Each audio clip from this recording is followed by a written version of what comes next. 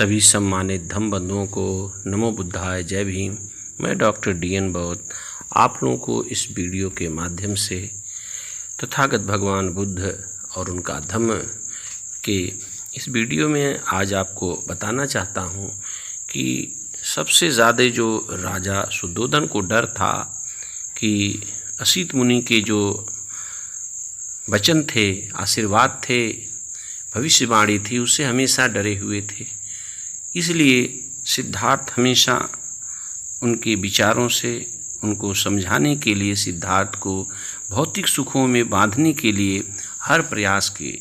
यहाँ तक तो उनको हर ऋतु के अनुसार महल 3 बनवाए और उनको तरह तरह से उनके भाव भंगिमा और 16 वर्ष की स्त्रियों को उनके पास भेजे और उनके लिए तरह तरह का नृत्य, व्यंग और सारी सुंदरता के इर्द गिर्द रखना चाहते थे ताकि वह इसमें भुलाए रहें और राजपाट के बीच में रहें।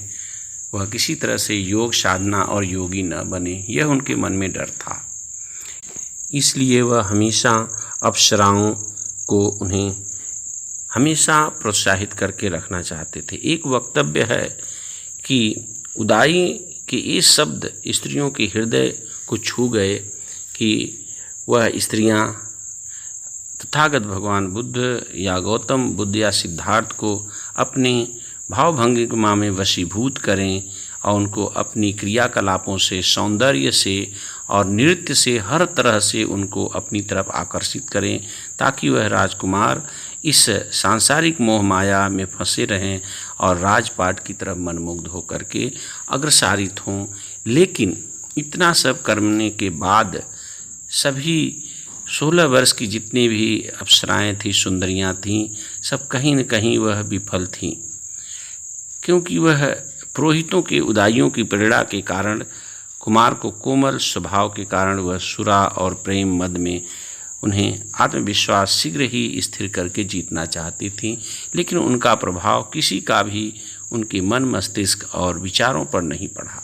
वह जैसे थे वैसे ही रहे, किसी भी तरह उनके स्त्रियों का व्यवहार का प्रभाव नहीं पड़ा। एक यहाँ तक कि उसमें से कुछ ऐसी नारी थीं कि पूछी कि राजकुमार, मैं आपके बच्चे की माँ बनना चाहती हूँ, आपसे मैं जीवन यापन करके साथ रहना चाहती हूँ, आप इतने सुंदर और सुशील हैं। तब उन्होंने कहा कि अगर आपको बेटा ही चाहिए तो आप हमें ही बेटा बना लीजिए, लाइए मैं आपका स्तनपान कर लेता हूँ और मैं आपका बेटा बन जाता हूँ, इतना 9 माह झेलने की क्या ज़रूरत है। यह बात सुनकर कि वो अप्सराएं भी निर्लज्जित और अपने आप को असहमी महसूस करती थीं।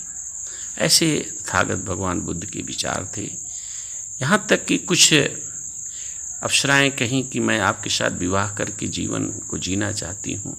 तब उन्होंने कहा ठीक है, यदि आपको ऐसा ही करना है तो आप हमें 2-4 तरह के सेब या फल लाइए और यहाँ रख दीजिए। बड़ी खुश होकर के उन्होंने फल लाए और रख दिए और कहा इस डब्बे में बंद करके जाए, 3 दिन बाद मिलिएगा। वो बड़ी खुश होकर के 3 दिन बाद आई और उन्होंने पेड़ जो फल थे उसको खोलिए तो सारे फल चिचुक गए, कुछ तो सड़ रहे थे। तब सिद्धार्थ गौतम ने कहा कि बताइए, ये जीवन ऐसा ही है, ये चेंज है, इस पर क्या घमंड करना, क्यों आप लोग व्यर्थ पर हमारे पीछे हमारे को अपने मनमुग्ध विचारों में मोड़ लेना चाहती हैं। यह ऐसा संसार है, इसमें क्यों आप फंस रही हैं। यह भौतिक शरीर से मोह मत करिए, ये आज हैं कल चली जाएंगी, इसलिए इनका कोई घमंड मत करिए। इसको किसी भी तरह से आप इसको इस्तेमाल करके किसी तरह ठगने का काम लोगों पर मत करिए। यह वाणी सुनकर वो निर्लज्ज हो जाती हैं और निरुत्तर होकर के तथागत भगवान बुद्ध से चली जाती हैं।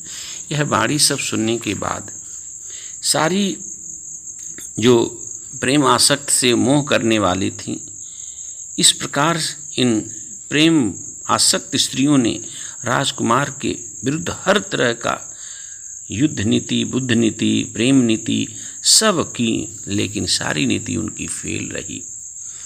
इतने आक्रामक किए जाने के बाद संकेंद्रित न प्रसन्न हुए और न वो घबराए और न मुस्कुराए। उनकी सारी क्रियाकलापें देखते रहे। इतनी वास्तविक अवस्था से परिचित प्राप्त होने के कारण राजकुमार स्थिर एकाग्रचित्त से विचार करते रहे। इन स्त्रियों ने जिस बात का ऐसे काम कर रही थीं, इतना ही नहीं वह इतना देख सकती थीं, यौवन चंचलता दिखा रही थीं, वह सब देख रहे थे।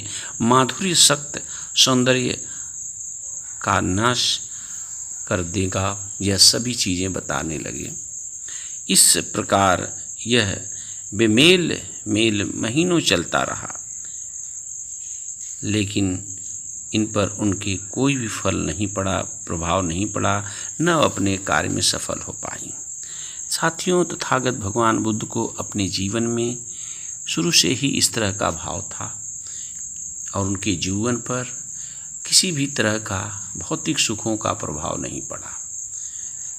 आज समाज में उनके ऊपर तरह तरह की चीज़ें थोपी जाती हैं जो गलत अतार्किक है। इसलिए किसी भी वाणी को जानने और समझने के लिए बुद्ध एंड हिज धम्मा का पाठ जरूर करें, तभी आप किसी का सही उत्तर और जवाब दे सकते हैं। क्योंकि दुनिया के सभी धर्म अगर कहीं निरुत्तर होते हैं तो वह तथागत भगवान बुद्ध की वाणी के आगे वह निरुत्तर हो जाते हैं। इसलिए वह गुस्सा और व्यंग के कारण उन्हें अपमानित करने का हर प्रयास करते हैं।